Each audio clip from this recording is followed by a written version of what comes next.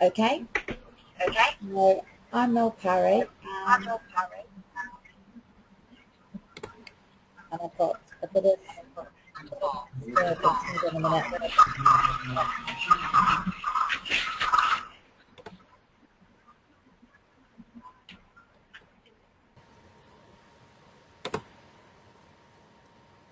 Okay, so thought as the bonus had been extended again, which is very exciting. For a lot of you, we'll give you another opportunity, so that's amazing. And just thought I'd go through a little bit of goal setting. And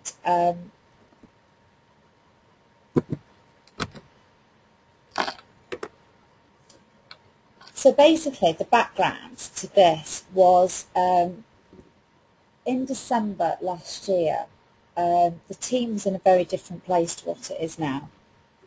And I was doing a little bit of soul searching, and I got to meet last October a lady called Louise Harris, who was doing the One Team One Mission with Nicky Norwich in London. And as I've got talking to Louise, Louise has got an incredible amount of confidence and belief in herself. And we just started to get chatting, and she started to share with me and another lady in another It Works team a little bit about something called NLP. And I just basically got quite inquisitive about this and did a little bit of searching as to what Louise did as a living, and saw that she did performance management, saw that this was something that she trained, and thought, well, do you know what, it's clearly not doing her any harm. So I bought a book, and I bought a book called Neuro-Linguistic Programming for Dummies, and it's probably one of the worst books that you can get on this subject. And I'm sure anybody who's trained in this subject would not be overly impressed with it, but it does cover a lot of the basics. And I basically just started reading it, and found that it was sparking a lot of stuff in my head. And basically, so what NLP is neuro relates to what's happening in your mind. Linguistic refers to not only the words you use in your communication, but also how your body language and how you use it. Sorry for the typo there. Programming is how you tackle the persistent patterns of behaviour that you learn and repeat. So it basically, NLP helps you to understand how you tick, how you think, how you feel, and how you make sense of everyday life. So it was just a really fascinating exercise for me, and I did this in December, and I've got big goals with the company. You know, I knew where I wanted to be, and I don't think they've particularly changed. But what happened was, I read this book and I realised that there were certain things that was holding me back. So there were certain things in my head that were stopping me from doing what I needed to do and being where I wanted to be. And this gave me some tools which helped me tackle that.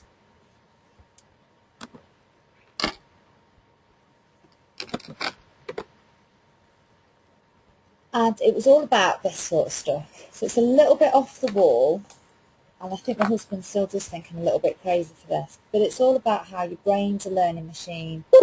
And if you don't keep your brain occupied in the right way, it can start to dwell on negative stuff that can get you into trouble. So it can get your mind into trouble and take you to places where you don't necessarily want to be. And as a human being, you need to use all your ingenuity to direct your brain towards helping you to achieve your goals. And the basis is around this is, if you create a compelling, irresistible future, your brain helps to align your behaviour in a way that moves you towards that outcome. And it's the first step is obviously about working out what you want. Now this is all linked as well with something called the law of attraction. So you may have come across this. There's a film called The Secret, and it's all about a belief that like attracts like. That by focusing on positive or negative thoughts, you can bring about positive or negative results. So it's based on the idea that people and their thoughts are made from energy, and that energy, like energy, attracts like energy. So it's basically, if you see yourself, so what I started to do is, if you see yourself as a diamond, then you'll become a diamond. You'll become a diamond leader. And you have to behave as if you are one before you can be one. And there's all sorts of things. I'm really sorry about my husband in the background, doing the washing up and doing lots of planking. There's, but basically, you see where you want to go, and that helps you get there. Now, I saw myself, and I knew I wanted to be an ambassador diamond, but that's obviously quite a big, massive goal, and so you've got to sort of chunk that down a little bit as well. But you've also got to see yourself in that place. So I do really funny little things where I imagine, as I'm walking up the drive to my house, that I'm walking up the drive to the house of where I want to be. So I imagine that it's the house that I want to live in the future. And little things like that just start to make you believe that you can get there. And it's all a little bit crazy, and I would definitely recommend that you have a look into the law of attraction, because it is really, really quite interesting stuff. Okay, so with regards to setting your goals, so it's all about knowing what you want. So this is a quote out of the book, the NLP book, and it's where Alice, out of Alice in Wonderland, asked the Cheshire Cat, "Would you tell me please which way I ought to walk from here?" And this is talking about, without having a clear idea of where she wants to go, she just wants to go somewhere. So the Cheshire Cat responds that she's sure to get somewhere if she just walks long enough. But the point of this is that, imagine that you're going to a train station and asking for a ticket to go somewhere. So basically, you've got to know where you want to go, and you've got to have that wrote down as a goal, no matter how big it is or how small it is. Obviously, the bigger the better. But you need to write it down. You need to have a set thing in your head as to, this is where I want to go to.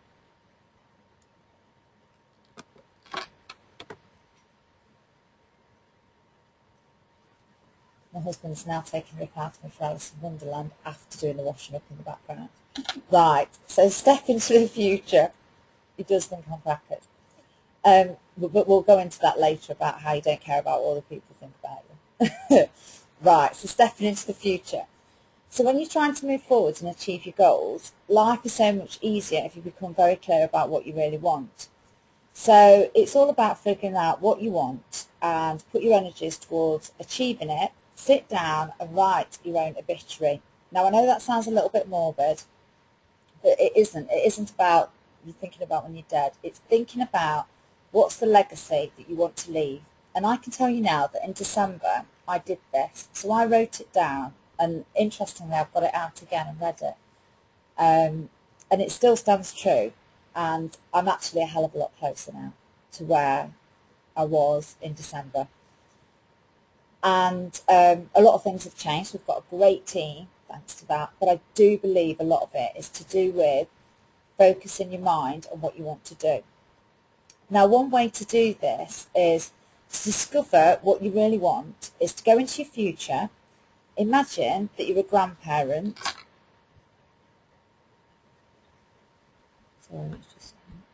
So imagine you're a grandparent, and you sat down and you want to tell the story of your life to your grandchildren. So you want to tell them about what you did and what you achieved. And you think to yourself, right, would you want to tell them about the time you missed the chance to fulfill your dream because you were too scared or too influenced by someone else's "you can't"? Or would you want to tell them that, despite all the odds and in keeping with your values, you did something spectacular? And I think that's really, really important. Now, you know, when I wrote down what I wanted to tell my grandchildren, there were various different things. So I talked about how, you know, what I wanted from my personal life, what I wanted from the work circumstances, what I wanted for the children. But it was, you know, it was quite detailed, really, as in, this is what I want my life to look like. And if you've got that in your head, what you want it to look like, then you stand a better chance of obviously achieving that. So now we go into the detail. So I will have this presentation. I'll download it onto YouTube as always, and I will also put it just as a deck of slides so that if you want to, you can just print it out and go through it. You can also, if you search for NLP, then you will get these, and you'll be able to find out more about these different areas as well, if anything's unclear. But there's certain things that you need to go through, and this is what I went through. So I went literally through this book and went through these different TART goals and said, right, okay, how am I going to make these, what I want to do, real, and how am I going to get closer to it and have the mindset to be able to do that? So first question is the goal stated in the positive? So it's what would you want or what would you rather have? And here it's about being specific. Now, so a negative, a positive way is I want to weigh less, but, if you lost £1, then you'd weigh less. Does that mean that you've achieved your goal? So be specific on it. So it would be something like, I want to weigh 12 stone. Or rather than think to yourself, I want to be richer, which is something that we can all say, we all want to be richer, but you could say, I want £1,000 in my bank account. Or for me, it was, I set myself, I wanted a dollar sum that I was going to be earning each month, and that's what I set myself a target as a goal. Okay, so the next one is the goal self-initiated, maintained and within your control? So you've got a far better chance of succeeding if the drive to attain it comes from within. So they talked about here if somebody wants you to give up smoking. So if you're a smoker and you can say, well, my partner wants me to give up smoking, then the drive to attain that is obviously not from yourself, that's from somebody else. So you could say, well, I want to do the rat because my husband's told me I need to earn more money. Or he could tell you not to do it because he wants you to earn more money. But basically, it's got to be from you. So you've got to want it. So you've got to ask yourself, are you doing it for yourself or for someone else? And then you need to ask yourself, does the outcome rely solely on me? Now, this is interesting because obviously within our business, it doesn't. But there's ways that we can tackle that going forward. Okay, so will you know when you've achieved your goal? So how will you know that you've got the desired outcome? And what will I be doing when I get it? And what will I see, hear and feel when I have it? And these are really important. So these are all ways of you making sure that you know that it's exactly formed what you want this outcome to be like. You know how you're going to feel, you know what it's going to look like, you know what you'll be doing, and you'll just know when you get that. Okay, so then is the context of the goal clearly defined? So you need to ask yourself, where, when, how, and with whom do I want to achieve my goal? And this question is good in fine-tuning what you don't want. So there might be areas that you don't want to achieve. But it's also by defining when you want something, you may in the process identify steps that need to be taken before you can have it. And again, this is going to be something that's key for our business, is identifying what you haven't got in place so far. So, and this is one, so does the goal identify the necessary resources? So what resources do I have now? What resources do I need to acquire? Have I evidence of achieving this type of goal before? And what happens if I act as if I have the resources? Now this was an area that I found particularly interesting because I was able to go, what resources do I have now? So I looked at the team that I have. That's the team that I've got at this moment in time. They are a resource to help me, enable me, as well as obviously the resources that I'd got with regards to my skill sets and what I wanted to achieve. So what resources do I need to acquire? So if you're doing your charting, you will know exactly what distributors you need to acquire to enable that to happen. And then, have I evidence of achieving this type of goal before? So this was a really interesting one for me because I was finding it at that point in time, and the rest of the team as well, with the 400 bonus volume, it was like some people were finding that a massive thing to achieve, and that it seemed very far away. Now, I looked at the team and I was like, well, we've got evidence this can be achieved. I achieved it, Kerry achieved it. We've got a number of people within the team at that point in time. So Sarah was with us in December achieving it. We had got these people that were achieving it. So the reality is, yes, we have got evidence that it can be done. And then the last one, what happens if I act as if I have the resources already? Basically, this is, you're trying it on for size. So you're basically saying, right, okay, what if I act as if I am a diamond already?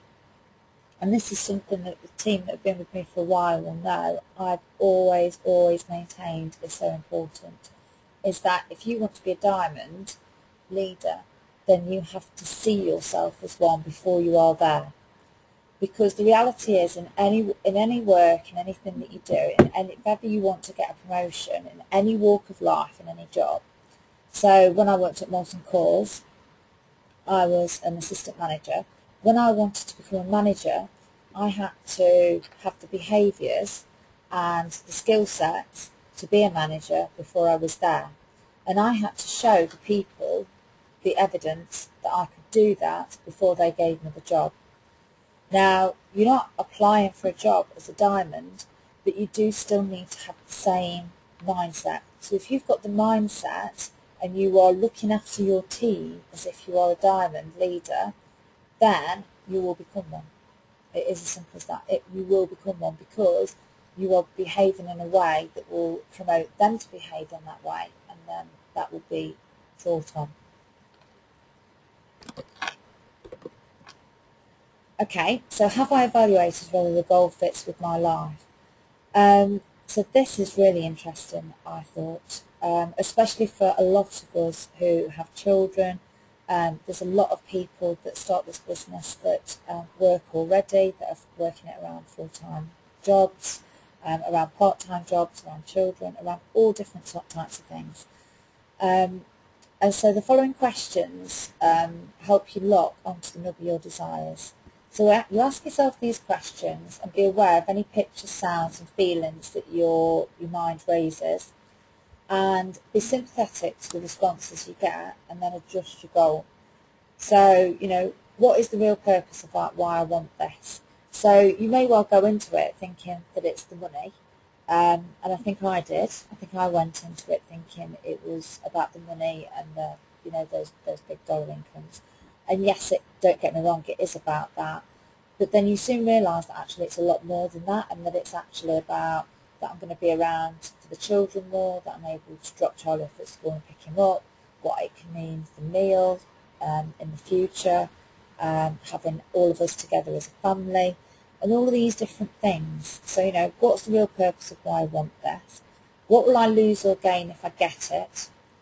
What will happen if I get it? And that's obviously where you get the excitement. What won't happen if I get it? So, if there's other areas of your life that are complicated, then obviously the chances are they won't be changed. What will happen if I don't get it? And that was really quite interesting. And in particular, what won't happen if I don't get it. And for me, I know, particularly in December, there was quite a lot of pressure. We needed the income to start rising. And I was putting myself under a lot of pressure. But I basically got to a point where I just thought, what won't happen if I don't get it? And I was like, I'm not going to lose the house, I'm not going to do this, I'm not going to do that. So actually, it's not quite as bad as what you think. And I think taking that pressure off myself as well did help enable me, and took a lot of things and made them better. So just the goal identify, the first step I need to take.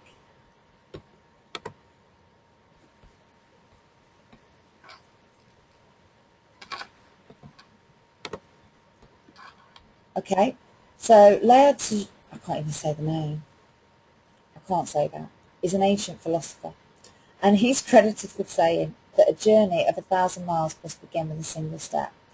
And obviously we've all made that first step. So you make that first step and you buy the business builder kit, and the thing I love about this business is every single person has to start in the same place. And, you know, it's worth remembering that, you know, it is just a single step. And that often change isn't of the dramatic breakthrough kind. So, you know, you don't wake up one day and it's like, oh my goodness, this is ridiculous, I'm now a double diamond. It hasn't been like that. It has been a drip, drip, drip effect of slowly getting what you want. So January I got emerald, February I got diamond, March I maintained it and saw Kerry and Sarah get diamond, and then in the April was able to achieve the double, obviously, at the same time as Sarah. But you must create a breakdown of an action plan showing the steps to get you to your goal. So it's all about not expecting yourself to be all of a sudden in a completely different place after a couple of weeks or maybe a month. You know, even the likes of Rianne, who, you know, got it within 3 months, the diamond status within 3 months, you know, it was still a drip, drip, drip effect. She had to get the executive, to get the ruby, to get the emerald, to get the diamond. You know, however fast that happened, it still happened within those different things. So for you to turn your dream into reality, you have to take that first vital step, because without it, you may not build up sufficient momentum to take the next step and then the next step. And then that's all about those. And then we go on to the 4-point formula for success. So you talked about, you knowing your outcome. So specify precisely what you want. What does it look like? What is the dollar income?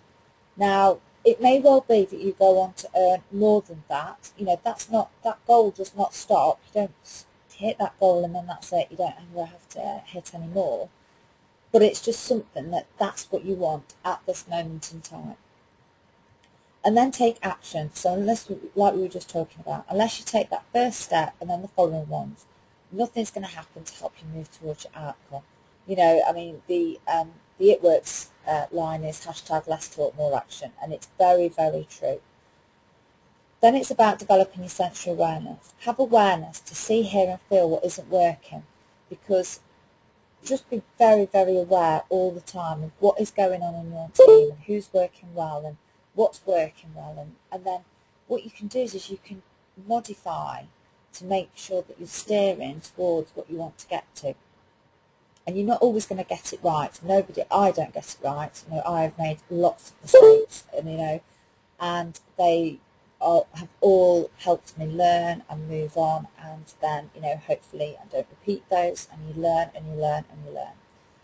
And then the last one on the 4-point formula for success is maintain behavioural flexibility. And this is key. So as I was just saying, if it isn't working, do something different. And that's where I was in December.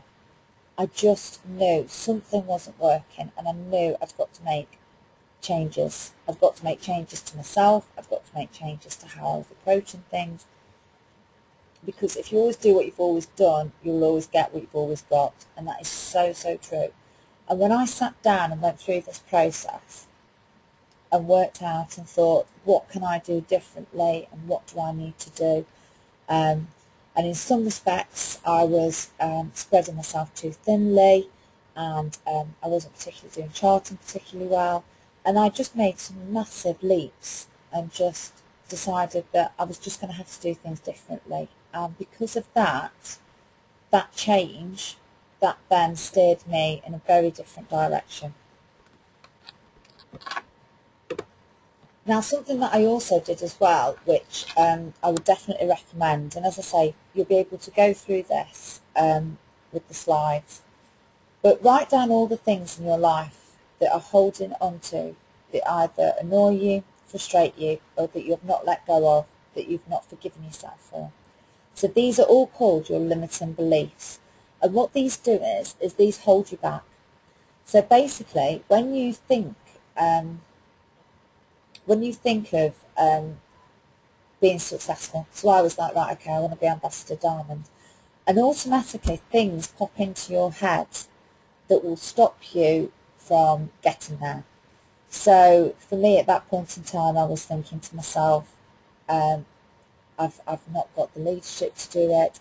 I don't motivate people well enough. There was things where I was, well, I've never earned that money before, so what would make this time any differently? You know, there were so many things going on in my head. And so I kept writing them, and then I stopped and then tried to think of some more. And then once they were done, I looked at them and I said, right, okay, that's in the past. It's gone. There's nothing I can do about it. You learn the lessons you need to learn and you move on. And you literally destroy that sheet of paper and you say, that's it, it's gone. And it really is it's a very cathartic feeling. And it really does help you to get rid of all of those past baggage, because you've wrote them down, you've acknowledged them, and there's nothing you can do about them. There's nothing you can do to change them. So you might as well just chuck them away, because there's nothing you can do. And once you do that, it does get quite interesting. And I know it definitely helps the change in my mindset.